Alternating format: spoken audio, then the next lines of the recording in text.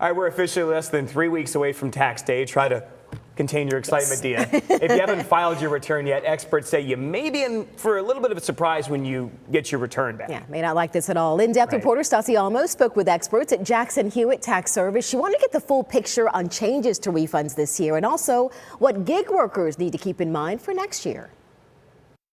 I live here in St. Pete, just about 2 miles from downtown. Carol Shantos has been a real estate broker for decades, but after a bad accident, she's on Social Security and Medicaid, running 3 side gig jobs to make ends meet. I do a mobile notary service for a title company that I'm licensed through. I do home sitting services for people that travel or have a second home here in Florida. And I started selling items that I could no longer use myself on Poshmark. According to the project management software company TeamStage, 36% of U.S. workers are now part of the post-pandemic gig economy. It's income that needs to be federally taxed, but the new law passed under the American Rescue Plan of 2021 requiring people to file taxes for any transactions made through payment apps and third-party apps is postponed until next year's tax season. So it really is next year, the year we're in right now. If you get more than one transaction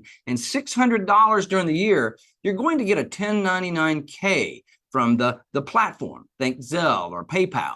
They will report to you how much money you got, and they'll also tell that to the IRS. Here's an example of an email from the pet sitting app Rover, stating that the new regulations are postponed and caretakers will only receive a 1099-K if they made more than $20,000 and 200 bookings. For most gig workers, it means they won't have to pay the IRS for their side hustles this year, but tax experts at Jackson Hewitt tell me people should be prepared to get back less, no matter their income. The child tax credit went down, the dependent care credit went down, earned income for singles went down. You no longer can take a charitable donation if you don't itemize, so that's gone. There's no stimulus to add on for a new dependent. So all in all, refunds are going to be a little smaller this year. Shantos says she's not too worried this year. Because my expenses are probably 25% more to just keep the licenses up and so forth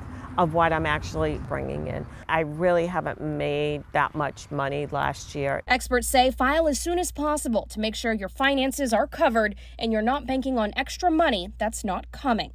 In Tampa, I'm in-depth reporter Stassi Olmos, ABC Action News. Thank you, Stassi. For more tips on making the most of your tax return, go to our website, abcactionnews.com, and then click on this article.